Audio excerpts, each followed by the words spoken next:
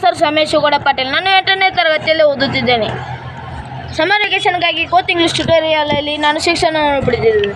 ಅಲ್ಲಿ ನಾನು ಕಲಿತ ಎಲ್ಲ ವಿದ್ಯಾಭ್ಯಾಸವನ್ನು ನಿಮಗೆ ಹೇಳುತ್ತೇನೆ. ಮೊದಲನೇದಾಗಿ ಗಣಿತದಲ್ಲಿ ನಾವು ಈಗಾಗಲೇ ಕೂಡಿಸುವುದು, ಕಳೆಯುವುದು, ಭಾಗಾಕಾರ, ಗುಣಾಕಾರವನ್ನು ಕಲಿತಿದ್ದೇವೆ. ಈಗ ವರ್ಗಗಳೆಂದರೆ ಏನು ಎನ್ನುವುದು ನಾನು ನಿಮಗೆ ತಿಳಿಸುತ್ತೇನೆ. ಈಗಾಗಲೇ ನಿಮಗೆ ಅನಿಸಿರಬಹುದು, ಈ ವರ್ಗಗಳೆಂದರೇನಪ್ಪ? ಈಗ ನಾನು ನಿಮಗೆ ತಿಳಿಸುತ್ತೇನೆ. ಒಂದೇ ಸಂಖ್ಯೆಯನ್ನು 2 ಬಾರಿ ಗುಣಿಸಿದಾಗ ಬರುವ ಉತ್ತರಕ್ಕೆ ವರ್ಗಗಳು ಎನ್ನುವರು.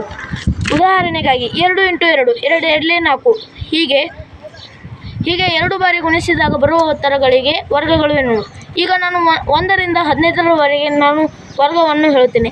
1ರ ವರ್ಗ 1, 2ರ ವರ್ಗ 4, 3ರ ವರ್ಗ 9, 4ರ ವರ್ಗ 16, 5ರ ವರ್ಗ 25, 6ರ ವರ್ಗ 36, 7ರ ವರ್ಗ 49, 8ರ ವರ್ಗ 64, 9ರ ವರ್ಗ 81, 10ರ ವರ್ಗ 100, 11ರ ವರ್ಗ 121, 12ರ ವರ್ಗ 144, 13ರ ವರ್ಗ 169, 14ರ ವರ್ಗ 196, 15ರ ವರ್ಗ 225. ಈಗ ವರ್ಗಗಳೆಂದರೆ ಎನ್ನುವುದು ನಾವು ಕಲಿತಿದ್ದೇವೆ. ಈಗ ಅದರ ನಂತರ ಘನಗಳೆಂದರೇನು ಎನ್ನುವುದು ನಾನು ನಿಮಗೆ ತಿಳಿಸುತ್ತೇನೆ. ಒಂದೇ ಸಂಖ್ಯೆಯನ್ನು 3 ಬಾರಿ ಗುಣಿಸಿದಾಗ ಬರುವ ಉತ್ತರಗಳಿಗೆ ಘನಗಳು ಎನ್ನುವರು. ಉದಾಹರಣೆಗಾಗಿ 2 × 2 × 2 2 4 4 2 8 ಹೀಗೆ 3 ಬಾರಿ ಗುಣಿಸಿದಾಗ ಬರುವ ಉತ್ತರಗಳಿಗೆ ಘನಗಳು ಎನ್ನುವರು. ಈಗ ನಾನು 1 ರಿಂದ 10ರವರೆಗೆ ಘನಗಳನ್ನು ಹೇಳ್ತೇನೆ.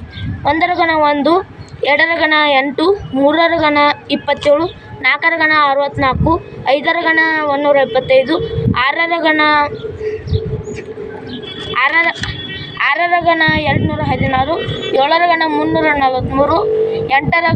8ರ ಘನ 512,